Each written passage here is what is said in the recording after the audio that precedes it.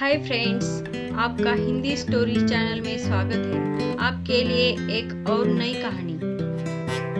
सुलापुर नाम के गांव में चंदू नाम का एक आदमी मोतीचूर के लड्डू बेचा करता था। चंदू के लड्डू सारे सुलापुर में बड़े ही फेमस थे। उसके यहाँ के लड्डू शादियों में, मंदिरों की पूजाओं में तथा बच्चों से लेकर बूढ़े व्यक्ति भी खाया करते थे। चंदू के मोतीचूर के लड्डू बड़े ही स्वादिष्ट और टेस्ट में तो लाजवाब थे। उसके ठेले पर लोग लड्डू खाते और कुछ घर पर पैक करवा कर लेकर जाते थे। चंदू भाई, आधा किलो मोतीचूर के लड्डू पैक करके देना। भाई साहब, मुझे भी 1 किलो मोतीचूर के लड्डू चाहिए। हाँ बहन, अभी देता हूँ। ऐसा कह चंदू अपने पास रखे हुए बॉक्स उठाता है और उसमें आधा किलो 1 किलो लड्डू पैक कर देता है। तभी चंदू का बेटा सूरज वहां जाता है और वो अपने पिताजी से, पिताजी, माँ ने खाना बनाया है, आप घर जाकर खाना खाकर आइए। अरे बेटे, आज मुझे थोड़ा लेट हो जाएगा। आज रेडी पर तो ग्राहकों की जैसे लाइन ही लगी हुई है। अरे कोई बात नहीं पिताजी, मैं यहाँ खड़ा रहकर ग्राहकों को लड्डू दे देता हूँ। अरे इतने लड्डू बस नहीं होंगे, और बनाने पड़ेंगे।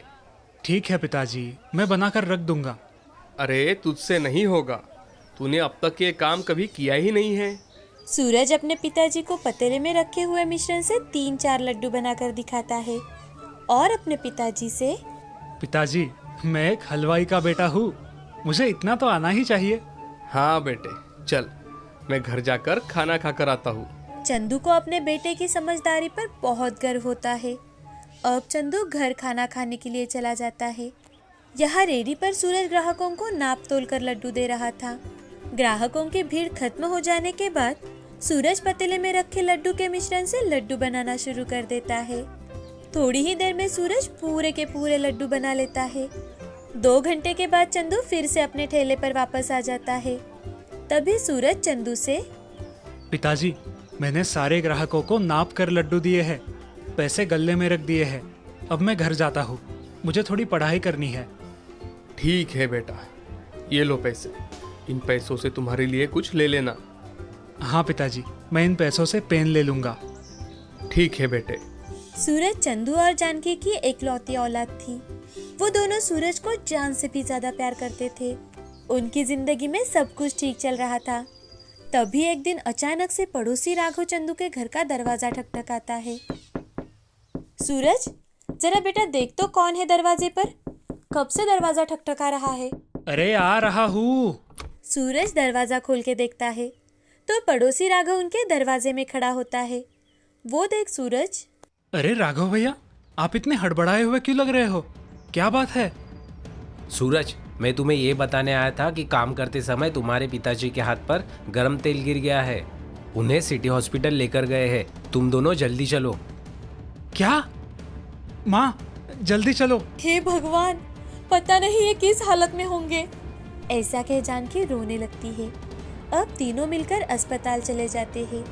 अस्पताल में चंदू को डॉक्टर देख ही रहे थे कि तभी डॉक्टर उन दोनों से, इनके हाथ पर गरम तेल गिरने की वजह से हाथ की स्किन जल गई है और जख्म भी बहुत गहरे हैं। इन्हें ठीक होने में तकरीबन 2 महीने लग जाएंगे। ऐसा कह डॉक्टर दवाइयाँ लिख वहाँ से चले जाते हैं। तभी सूरज अपने पिताजी से, पिताजी, ये सब कैसे हुआ? पता नहीं बेटा, काम कर रहा था तो गरम कढ़ाई को कैसे हाथ लग गया और उसमें से सारा तेल मेरे हाथ पर गिर गया। कुछ समझ में ही नहीं आया। आप आराम कीजिए। दूसरे दिन डॉक्टर ने चंदू को घर जाने की इजाजत दे दी। अस्पताल का बिल बहुत ज्यादा था तो घर जाकर सूरज ने अपनी गुल्लक भी फोड़ दी और उसमें से जो भी रुपए पैसे जमा हुए वो अस्पताल में भर आया।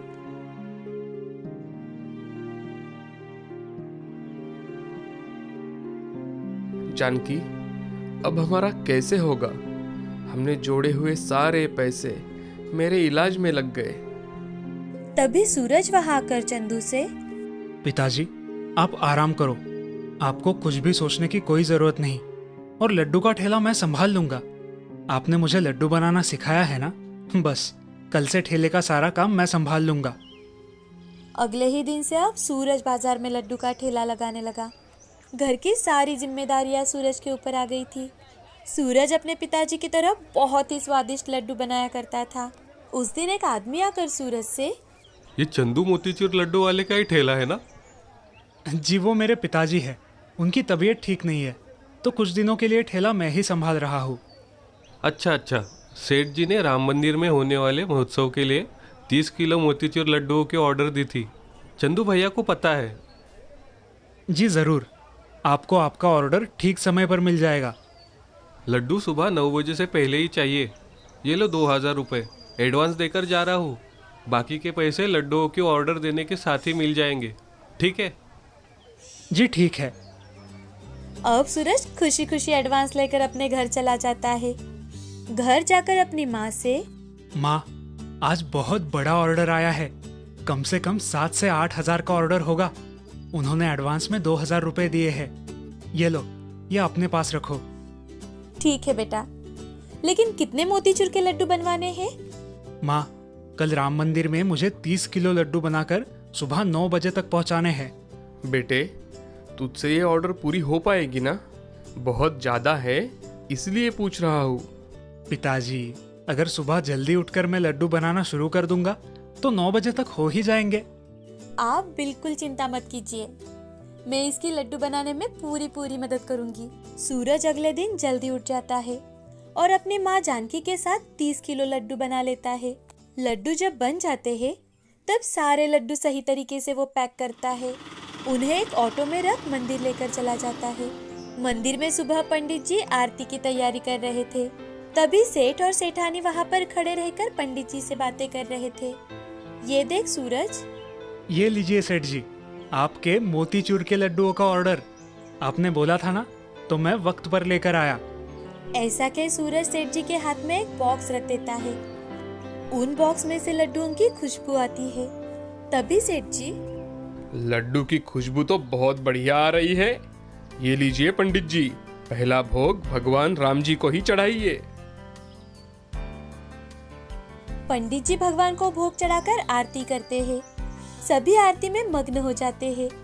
थोड़ी ही देर में पंडित जी सभी को लड्डुओं का प्रसाद बांटते हैं और उसे खाकर सभी लोग तृप्त हो जाते हैं।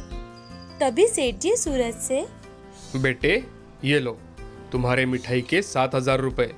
बहुत ही स्वादिष्ट लड्डू बनाए थे तुमने। और हाँ, ये 2000 रुपये हमारी तरफ से तुम्हारे लिए उपहार। धन्यवाद सेठ जी। सूरज खुशी खुशी घर आता है। घर आते ही ये खुशखबरी अपनी माँ और पिताजी को बताता है। वो दोनों भी बहुत ज्यादा खुश हो जाते हैं। अब थोड़े ही दिनों में चंदू भी ठीक हो जाता है। ठीक हो जाने पर चंदू ने फिर से अपने ठेले पर काम करना शुरू कर दिया। सूरज की पढ़ाई लिखाई खत्म हो जाने के बाद उसने अपने पिताजी का ही काम संभाला। अब दोनों बाप बेटों ने मिलकर सुलापुर गांव में बहुत बड़ी मिठाई की दुकान शुरू की। चंदू के घर के हालात जल्द ही बदल गए और वो फिर से हंसी खुशी जिंदगी जीने लगे। इस कहानी से हमें ये सीख मिलती है कि हमेशा मेहनत करते रहो, तरक्की खुद ब खुद आपके कदम चूमेगी। आपको कहानी पसंद आई तो प्लीज़ लाइक, शेयर और चैनल को सब्सक्राइब करें। धन्यवाद।